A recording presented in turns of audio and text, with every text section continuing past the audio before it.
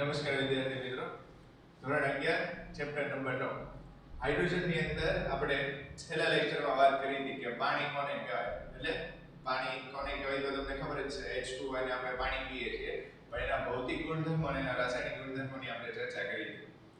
એ સિવાય આપણે એ વાત કરી હતી કે પાણીમાં મુખ્ય બે પ્રકાર હોય, કઠણ પાણી અને નરમ પાણી. કઠણ પાણી આપણે કોને કહેતા હોઈએ છીએ તો કે જે વરસાદનું પાણી જ્યારે જમીન ઉપર પડે ત્યારે એમાં કેલ્શિયમ અને મેગ્નેશિયમના ક્ષારો ભેગા થાય. કેલ્શિયમ અને મેગ્નેશિયમના ક્ષારો જ્યારે ભેગા થાય તો એને કારણે જે પાણીમાં ફેણ ઉત્પન્ન થવાની જે ક્ષમતા છે એ ઓછી થાય, એટલે કે અદ્રાવ્ય અવક્ષેપ તમને મળે ને એવા પાણીને આપણે કઠણ પાણીઓ કહેતા હતા. અને છેલ્લે આપણે એવી કાંઈક વાત કરી હતી કે આ કઠણ પાણી છે ને એ બોઇલરની અંદર જો ઉપયોગ કરવામાં આવે તો ફાટી જાય. આવી બધી આપણે વાત હારી ટૂંકમાં કરી. મેઇન આપણે હાઇડ્રોજન ચેપ્ટર શરૂ છે, એ પાછા ભૂલી તમે ન જતા. બીજી વસ્તુ કે હાઇડ્રોજનના બધા ભૌતિક રાસાયણિક ગુણધર્મો જોયા પછી હાઇડ્રોજનના સંયોજનોની આપણે વાત કરીએ છીએ, જેમાં પહેલું સંયોજન પાણીની આપણે ચર્ચા કરીએ છીએ. છેલ્લા લેક્ચરમાં મેં તમને એવું કીધું હતું કે આ કઠણ પાણી જે છે ને એ ફેણ ઉત્પન્ન ન કરે. ને હવે એ તમને યાદ રહી ગયો છે, કેમ કે તમે નાના ધોરણમાં ક્યાંક આવો શબ્દ કે આની આ વસ્તુ તમે ક્યાંક ને ક્યાંક સમજીને આવેલા હશો.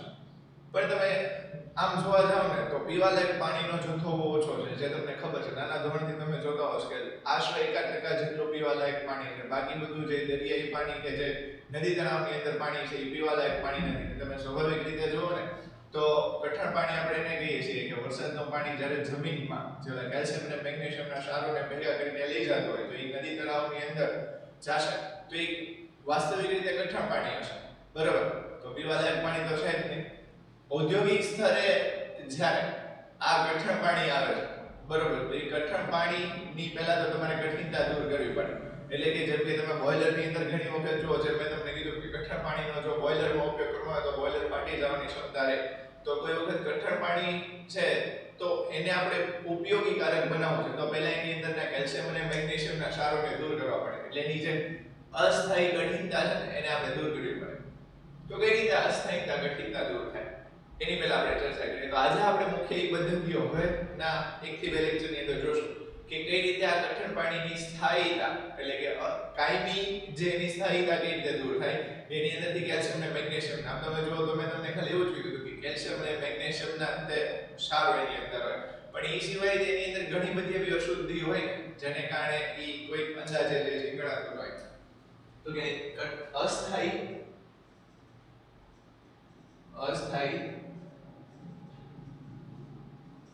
કઠિનતા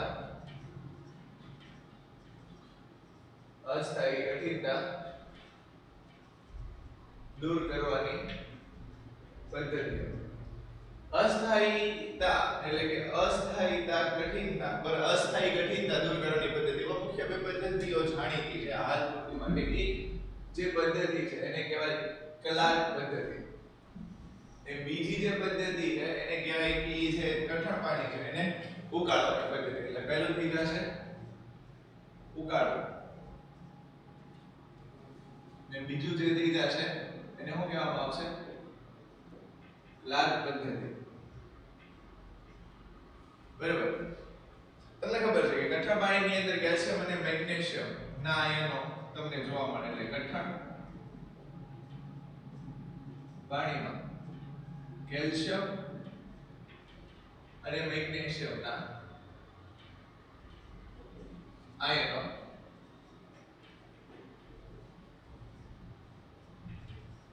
જોવા મળે છે, બરાબર.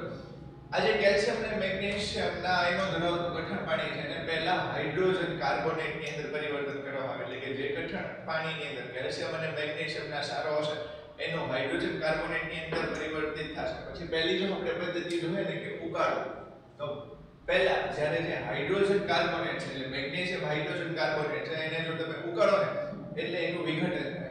એટલે એનું વિઘટન થઈને તમને એમાંથી MgCO3 પછી CO2 વાયુ જે છે એ છૂટો પડે ને H2O તમને રિલીઝ થાય. એટલે એનું વિઘટન કરતા મુખ્યત્વે એની અંદરથી CO2 વાયુ છૂટો પડે. એટલે કે પહેલી પદ્ધતિ જો આપણે ઉકાળવી જોઈએ ને, ઉકાળવું તો કઈ રીતે થશે તો કે કઠણ પાણીમાં Ca અને Mg ના ક્ષારોને કઠણ પાણીમાં Ca અને Mg ના ક્ષારોને MgHCO3 અથવા તો હાઇડ્રોજન કાર્બોનેટ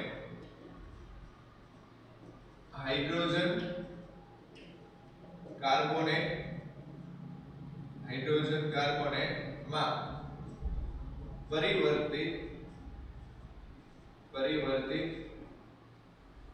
કરવામાં આવે છે એટલે કે અહીંયા બનશે MgHCO3 twice અને CaHCO3 twice. આવું સંયોજન કઈ રીતે બને એની વિશેની આપણે અહીંયા ચર્ચા નથી કરવાની, પણ આ જે મેગ્નેશિયમ હાઇડ્રોજન કાર્બોનેટ અને જે કેલ્શિયમ હાઇડ્રોજન કાર્બોનેટ છે એ બંનેનું વિઘટન થશે અને એ બંનેનું વિઘટન થઈ અને એમાંથી CO2 વાયુ છૂટો પડશે. એટલે પહેલી પ્રક્રિયા તમે જુઓ તો આવી રીતે થાય કે MgHCO3 twice એનું વિઘટન થઈ અને આવી રીતે નિપજ બનશે MgCO3 CO2 ને H2O. હવે આખી જે પ્રક્રિયા છે એમાં તમે જોશો તો આ AQ આ તમને સોલિડ માં આ બે જે છે તમને ગેસિયસ માં જે છે જોવા મળશે. હવે અહીંયા તમે જુઓ ને લિક્વિડ ફોર્મમાં H2O છે, Mg માં ને કંઈક બી આવી છે. જો તમને 10મું ધોરણ વ્યવસ્થિત યાદ હશે છતાં હું તમને ફરીથી આ પ્રક્રિયા આખી કેવી રીતે છે એ જો કે અહીંયાથી આની અંદર Mg2+ છે, એમાં HCO3 માઈનસ અને HCO3 માઈનસ, કેમ કે HCO3 ની -2 ચાર્જ છે એટલે એની આરે સંયોજન આવી રીતનું એક સંયોજન બનશે MgHCO3 twice. હવે મેઈન પહેલા તમે જુઓ તો શું છૂટું પડશે તો કે કાર્બન ડાયોક્સાઇડ છૂટો પડશે. એટલે ધારો કે આની અંદરથી CO2 છૂટો પડે, એટલે ધારો કે આની અંદરથી CO2 છૂટો પડે ને તો હવે અહીંયા CO3 માઈનસ આયન ને એક એટલે ટૂંકમાં એક H+ આયન ને એક ઓક્સિજન તમારી પાસે વધશે. હવે અહીંયા જે Mg છે એ Mg કોની હારે પ્રક્રિયા કરશે તો કે આ CO3 ની હારે પ્રક્રિયા કરીને શું બનાવશે MgCO3. એક CO2 છૂટું પડ્યું, હવે અહીંયા આ CO3 ની હારે પ્રક્રિયા થશે તો અહીંયા શું પડ્યું રહેશે H+ પડ્યું રહેશે. EH+ ને ઓક્સિજન ની હારે સંયોજાઈને અહીંયા શું બનશે O2 બનશે એટલે એને શું કહેવાશે H2O.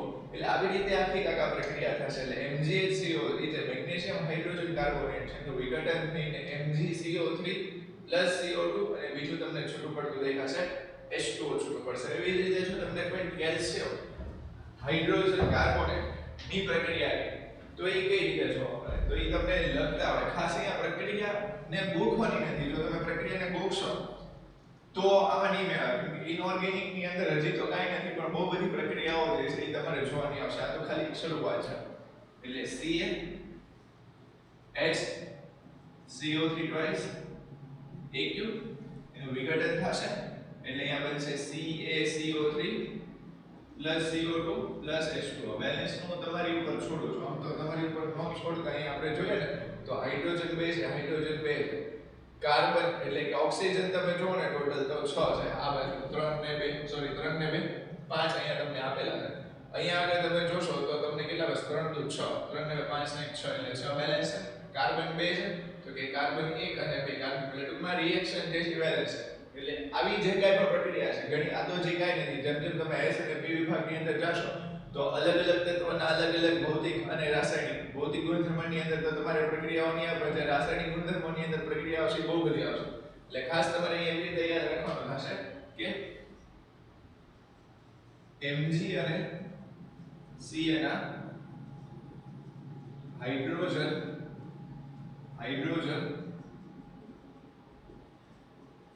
કાર્બોનેટનું વિઘટન થતા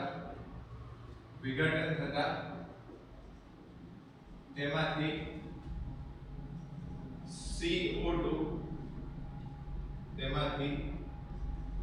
CO2 વાયુ છૂટો પડે છે. એટલે પહેલી પ્રક્રિયા જે આપણે જોઈ કે જે હાઇડ્રોજન કાર્બોનેટ હશે હાઇડ્રોજન કાર્બોનેટને શું કરવામાં આવશે ગરમ કરવામાં આવશે. હવે અહીંયા તમે જોશો ને તો આ જે MgHCO3 twice એટલે કે મેગ્નેશિયમ હાઇડ્રોજન કાર્બોનેટ છે એનું વિઘટન થઈને અહીંયા આપણે એવું શું કીધું કે એમાંથી CO2 વાયુ છૂટો પડશે અને તમને ખૂબ બધું દેખાશે MgCO3. પણ બે સંભાવના અહીંયા ઊભી થાય છે. એ બે સંભાવનાઓ કઈ કઈ છે કે જ્યારે મેગ્નેશિયમ હાઇડ્રોજન કાર્બોનેટ છે એનું તમે વિઘટન કરો ત્યારે MgCO3 બને અને મેગ્નેશિયમ હાઇડ્રોજન કાર્બોનેટ એનું જ્યારે તમે વિઘટન કરો ત્યારે MgOH ટ્વાઇસ એટલે મેગ્નેશિયમ હાઇડ્રોક્સાઇડ એ છૂટું પડે. હવે આ બની કે આ બની કઈ રીતે નક્કી થાય તો કે આમાં KSP આવે. હવે KSP એટલે હું એ આખી વસ્તુ તમને સમજાવું તો એ તમને અત્યારે ખ્યાલ ન આવે, પણ સીધી ભાષામાં હું તમને એવું કહું તો પાણીમાં દ્રાવ્યતા ને આધારે મેં નક્કી કરવાનું હોય. KSP તમારે સંતુલન ચેપ્ટર છે ને તમે 7મું જે તમારા પહેલા ભાગની અંદર છે ને જ્યારે ભણશો તો એમાં તમારે KSP એવો શબ્દ આવશે એટલે તમને ઓટોમેટિક ખબર પડી જશે કે આની દ્રાવ્યતા જે છે ને એ વધારે છે. તો એને કારણે જ્યારે MgHCO3 ટ્વાઇસ એનું જો વિઘટન થાય તો MgCO3 ની જગ્યાએ MgOH ટ્વાઇસ બનવાના ચાન્સીસ વધારે છે કેમ કે એની દ્રાવ્યતા એટલે કે KSP નું મૂલ્ય વધારે છે. હવે એની પછી થોડુંક ત્યાંથી આગળ તમે વાત કરીએ કે આપણે પહેલા જોઈ ઉકાળવાની પદ્ધતિ કે ઉકાળીને આવી રીતે આપણે એની અંદરની અશુદ્ધિ દૂર થઈ. પછી ખબર પડી ને આપણે આની અંદર શું કર્યું કે તમે જો કે આજે પાણી કઠણ પાણીની અંદર જે Mg અને Ca ની અશુદ્ધિ હતી એને હાઇડ્રોજન કાર્બોનેટ ની અંદર કન્વર્ટ કરી અને એની આપણે પરિવર્તન શેની અંદર કર્યું મેગ્નેશિયમ કાર્બોનેટ અને કેલ્શિયમ કાર્બોનેટ ની અંદર પરિવર્તિત કર્યું. ત્યાં કેલ્શિયમ કાર્બોનેટ નો પાછો ઘણી બધી જગ્યાએ ઉપયોગી થાય ઈ તમને ખબર છે ક્યાં ઉપયોગ થાય. એની પછી આવે ક્લાર્ક પદ્ધતિ.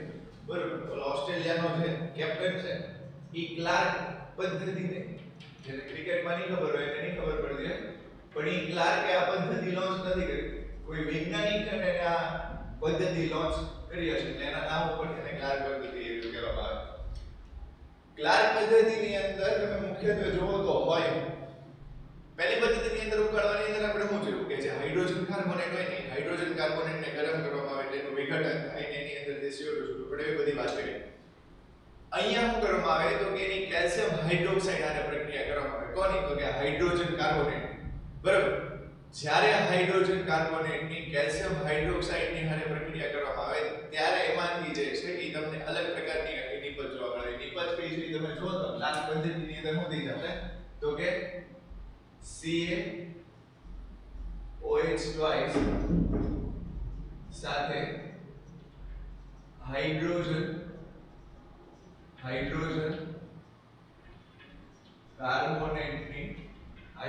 કાર્બોનેટની પ્રક્રિયા થશે. હવે પહેલા તમે જો કે અહીંયા આગળ તમને જ આપેલું છે કે આપણે પહેલા લઈએ કે CaHCO3 twice plus CaOH twice. બરાબર, હવે તમે પહેલા તમારી જાતે વિચારો આ 10મા ધોરણની બધી બેઝિક પ્રક્રિયાઓ છે કે આવી બધી પ્રક્રિયા તમે 10મા ધોરણની અંદર શીખીને આવેલા છો. જો આ બેઝિક પ્રક્રિયાઓ તમને આવડશે તો જ આગળની બધી પ્રક્રિયાઓ તમે ઇનઓર્ગેનિકની અંદર સહેલાઈથી જે સમજી શકો. અહીંયા હું તમને આમ છૂટું પડી ગયું કે અહીંયા Ca2+ ને આની અંદર જે છે એ HCO3- અહીંયા છે Ca2+, આની અંદર છે OH-. હવે તમારી રીતે છે તમે વિચારો તમને ખાલી 1 મિનિટનો ટાઈમ જે છે એ આપું છું કે આની તમે નિપજ લખી રાખો. પછી હું લખું ને ત્યારે તમે ખાલી ચેક કરજો કે આની નિપજ સાચી છે કે નહીં.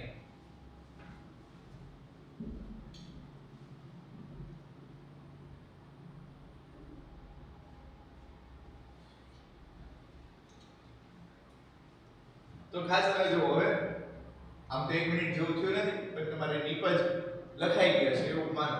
કેમ કે અહીંયા તમે જો કે અહીંયા આપણે શું કર્યું કે જ્યારે મેગ્નેશિયમ હાઇડ્રોજન કાર્બોનેટ અથવા તો તમે કેલ્શિયમ હાઇડ્રોજન કાર્બોનેટનું ઉદાહરણ લ્યો તો કેલ્શિયમ હાઇડ્રોજન કાર્બોનેટ ને આપણે ગરમ કર્યું ત્યારે વિઘટન થઈને CaCO3 અને CO2 છૂટું પડ્યું. એવી જ રીતે કઈ પ્રક્રિયા અહીંયા આગળ થશે. અહીંયા તમારી પાસે Ca2+ છે, અહીંયા તમારી પાસે Ca2+ છે, અહીંયા તમારી પાસે OH- છે ને અહીંયા તમારી પાસે HCO3- છે. હજી આને થોડું છૂટું પડી દો તો આવી જાય કે H+ અને CO3 2-. આ હું આવી રીતે સમજાવું છું એટલે કે તમને પ્રક્રિયાની અંદર ખ્યાલ આવે. બાકી હું સીધી નિપજ લખી નાખું તો ઈ જે જોવે ઈ જોતા લોકોમાંથી ખાલી 5% લોકોને નિપજનો ખ્યાલ આવશે. બાકી 95% લોકોને આ નિપજ કઈ રીતે બધીનો ખ્યાલ નહીં આવે. ખાસ અહીંયા તમે જો કે પહેલી વસ્તુ કે CO2 છૂટો નહીં પડે. હવે કેમ છૂટું નહીં પડે તમે પ્રેડિક્શન કેવી રીતે કરી શકો કે જો તમે એને ગરમ કરો ને તો આને ગરમ કરો ને તો એની અંદરથી CO2 છૂટો પડે. અને જો તમે ગરમ નથી કરતા પણ એની પ્રક્રિયા તમે કોની હારે કરી છે COH ટ્વાઇસ ની હારે પ્રક્રિયા કરી છે. એટલે પહેલી જે નિપજ ની શક્યતા અહીંયા તમારી પાસે બને એ કઈ બને તો કે CaCO3 CaCO3 આ ખબર કેમ પડે કે CaCO3 બનશે? સામાન્ય રીતે જ્યારે તમે કોઈ પ્રક્રિયા લખતા હો તો એની અંદર જે પ્રક્રિયક હોય એ પ્રક્રિયકના વિરુદ્ધ આયનને તમારે એકબીજાની હારે જોડવાના હોય એટલે તમને જે બને એની પર પડે. આવું સિમ્પલ ભાષામાં તમારે યાદ રાખવાનું થશે. બરાબર? CO3 બનશે. હવે તમે જો કે કેલ્શિયમ વાસ્તવિક રીતે આ બાજુ કેટલા છે? હવે આ ટાઈમે કેવું થાય કે અહીંયા તમે CaCO3 નિપજ બનાવી દીધી. જો આવો તમે ડિટેલમાં એટલે જાવ છો કે ખાલી સિમ્પલ તમને હું નિપજ લખી નાખું ને તો 1 મિનિટની અંદર આખી પ્રોસેસ પૂરી થઈ જાય. પણ મેઈન પ્રક્રિયા સમજો. જે લોકોને ખ્યાલ આવી ગયો છે એ વિડિયોને આગળ કરીને જે બીજી વસ્તુ છે એની ઉપર ફોકસ કરજો. પણ જેને પ્રક્રિયા નથી ખ્યાલ આવી ને એ ખાસ પ્રક્રિયાને સમજો તો આગળ તમે નિપજ તમારી જાતે લખી આવશો. બાકી લખીને થાકી જશો ને તો એટ ધી એન્ડ તમને યાદ નહીં રહે કે પ્રક્રિયા કઈ રીતે થાય. CaCO3 જે છે એ બને તો આ પેલું બની ગયું CaCO3. હવે મગજમાં મૂંઝવણ ઊભી થાય કે આ બે વસ્તુ તો ક્લિયર થઈ ગઈ. હવે મારી પાસે વધ્યું છે H+ Ca2+ ને OH-. હવે આને હું ભેગું કરું તો શું બને? તો પહેલા મારા મગજમાં એવો પ્રશ્ન બને કે CaOH ટ્વાઇસ બને. પણ જે પ્રક્રિયકમાં હોય ને એ નિપજની અંદર કોઈ વખત ન બને. બરાબર? એટલે CaOH ટ્વાઇસ બનવાની સંભાવના ઓછી છે. તો બીજો મારી અંદર પ્રશ્ન તરત ઊભો થાય કે જો હું આ બેને આમ ભેગા કરી દઉં ને તો આ બેને ભેગા કરી દઉં તો શું બને? તો કે H2O. તો જો H2O શક્ય એટલે હવે બે નિપજ બની તો હજી મારી પાસે Ca2+ હાજર છે. તો હવે Ca2+ તો એકલો પડી ગયો. તો એને આપણે રોવા દેવાનું નહીં. એને હું કહેવાનું કે તારો રીતે વહીવટ થઈ જશે. કઈ રીતે થશે? અહીંયા તમે જો કે Ca1 અને 1 એટલે 2 છે. તો અહીંયા તમારે એને 2 કરવા પડે. જો 2 તમે CaCO3 છૂટા કરો તો તમે આમ જો કે અહીંયા CO3 ને આપણી પાસે 2 આયન હતા. વાસ્તવિક રીતે આપણી પાસે આવી રીતે તો આ H+ અને CO3 2-. તો આ 2 CO3 2- જે છે એ થઈ H2O. હવે તમે જો હાઇડ્રોજન અહીંયા કેટલા છે આપણી પાસે? 2 છે. ખાસ ફરીથી જો 3 દુ કેટલા છે? 6 ઓક્સિજન. અહીંયા આપણી પાસે ઓક્સિજન 6 ને 2 8. અહીંયા આપણી પાસે હાઇડ્રોજન કેટલા છે? ખાલી 2 છે. હવે આ બાજુ આવતા રહે હાઇડ્રોજનમાં 2 ને 2 4. તો અહીંયા મારે શું કરવું પડે? આમ કરવું પડે 4. અથવા તો હું અહીંયા આવી રીતે આમ કરું કે 2 એટલે કેટલા થઈ? તમે જો કે હાઇડ્રોજન કેટલા થઈ ગયા? 4. ઓક્સિજન 3 દુ 6 6 ને 2. પ્રક્રિયા બની. ખબર પડે ને ભાઈ? આ એટલે પ્રક્રિયામાં તમે ડિટેલમાં કરો બાકી એટલે તમને ખબર પડે. બાકી તો સીધી પ્રક્રિયા લખવાની હોય કેમ કે હવે તમે 11 સાયન્સ ની અંદર આવી ગયા. છતાં ઘણા એવા બધા લોકો હોય પેન્ટોસ વાળા કે જેને સ્પાર્ક ન થતું એની માટે આપણી આ બધી માથાકૂટ આપણે કરેલી. હવે પછી તમે જુઓ કે CaHCO3 twice plus CaOH twice. તો હવે હું અહીંયા તમને હિન્ટ આપી દઉં. હિન્ટ હું આપી દઉં કે MgHCO3 ટ્વાઇસ ની હું પ્રક્રિયા CaOH ટ્વાઇસ ની આને કરું ત્યારે મારી પાસે જે નિપજ બનશે એ એક નિપજ ફિક્સ હશે કે MgCO3 બનશે. એ હું તમને હિન્ટ આપી દઉં એટલે અહીંયા હું લખી નાખું છું તમને MgCO3 એક આ નિપજ બની. હવે તમે તમારી રીતે વિચારો કે આ તો એક નિપજ થઈ. જો બીજી નિપજ તમારે બનાવવી હોય તો બીજી નિપજ કઈ બની શકે? આ ફટાફટ આવી રીતે તમારે છૂટું પાડવું પડે કે અહીંયા તમારી પાસે છે Mg2+, અહીંયા તમારી પાસે છે HCO3 2- ને HCO3- ને અહીંયા HCO3-. હવે આને થોડું છૂટું પાડો તો આમ થાય અહીંયા H+, અહીંયા CO3 2-. હવે એમનો પૂછતા કે આ CO3 2- કેમ આવ્યું? કેમ કે રાસાયણિક બંધન જાણવાની રચના ચેપ્ટર શરૂ થાય. અહીંયા H+ ને અહીંયા CO3 2-. તો એક MgCO3 તમે બનાવી નાખ્યો. તો હવે બીજી શક્યતા કોની ઊભી થઈ શકે કે અહીંયા તમારી પાસે બનવાના ચાન્સીસ કોના છે? થોડું હું હજી એક હિન્ટ આપી દઉં. એક છૂટું પડશે H2O. હજી એક નિપજ બનશે પણ એની પર તમારે જાતે વિચારવાની છે. તો પ્રક્રિયાની તમે પ્રક્રિયા કરી એવું કહેવાશે. બાકી એન્ડ જે છે કેવું થશે કે આને તમારે ગોખવી પડશે. ને કોઈ પ્રક્રિયા ગોખે કે બાકી કરે યાદ નહીં રહે. તમે 10મા ધોરણમાંથી નીકળીને આવ્યા છો એટલે તમને ખબર છે કે પહેલા જે 2 થી 3 ચેપ્ટર એમાં તમને ખબર પડી ગઈ હશે કે પ્રક્રિયા તમને ખાલી 3 થી 4 દિવસ યાદ રહે. કોકનો આઈન્સ્ટાઈન જેવો મગજ હોય તો 1 મહિનો યાદ રહે પણ 1 મહિનાની પછી તેને ભૂલાઈ તો પ્રક્રિયા ક્લિયર હોય તો સમજેલી ન હોય.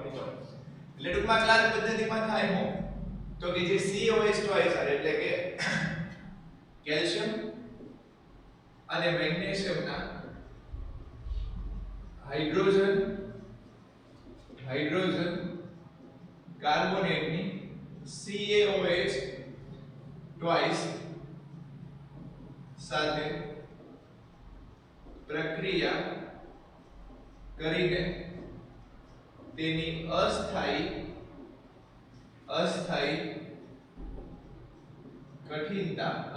કઠિનતા દૂર કરવામાં આવે છે. એટલે આ રીતે મેગ્નેશિયમ અને કેલ્શિયમની અસ્થાયી કઠિનતા કઠણ પાણીની અંદરથી દૂર થશે. એટલે મેં તમને વાત કરી હતી કે કેલ્શિયમ અને મેગ્નેશિયમની અશુદ્ધિ એટલે કે જે અસ્થાયી કઠિનતા છે એને જો તમારે કઠણ પાણીની અંદરથી દૂર કરવી હોય તો મુખ્ય બે પદ્ધતિ ઉકાળવા અને ક્લર્ક પદ્ધતિ. ઉકાળવાની અંદર જે હાઇડ્રોજન કાર્બોનેટ છે એનું તમે વિઘટન કરશો ગરમીને કારણે, જેમાંથી CO2 વાયુ છૂટો પડશે.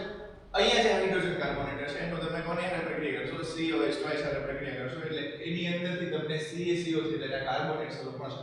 ઈઝી મેથડ છે, કોઈ એવું રોકેટ સાયન્સ નથી. આખું ચેપ્ટર જ ઈઝી છે, પણ મેઇન પ્રક્રિયાને તમારે લખતા ને સમજતા શીખવાનું છે. એટલે હું થોડું સ્લોમાં જે છે જાઉં. આ તો વાત થઈ અસ્થાયી કઠિનતા. હવે ધારો કે તમારે કાયમી કઠિનતાને જો દૂર કરવી હોય, બરાબર, કે તમારી પાસે કોઈ પાણી છે એની અંદર કેલ્શિયમ અને મેગ્નેશિયમના જે ક્ષાર છે એ કેલ્શિયમ અને મેગ્નેશિયમના ક્ષાર સિવાય તે બીજી ઘણી બધી અશુદ્ધિઓ એની અંદર હોય.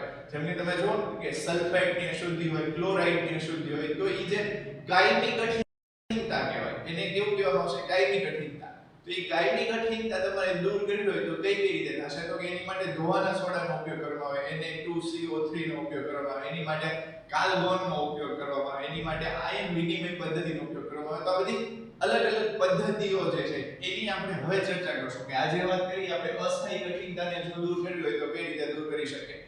જો સ્થાયી કઠિનતા હોય, પરમેનન્ટ જે સ્થાયી કઠિનતા છે એને આપણે દૂર કરવી છે તો એની માટે જે છે એ કઈ પદ્ધતિનો ઉપયોગ થશે એની વિશેની આપણે હવે પછીના લેક્ચરની અંદર ચર્ચા કરીશું.